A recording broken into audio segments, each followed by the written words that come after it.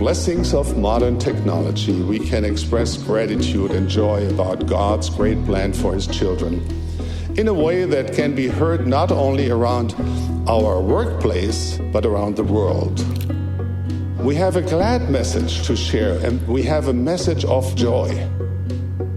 Use your hands to block and text message the gospel to all the world, all at the right time and at the right place. Preach the gospel at all times, and if necessary, use words.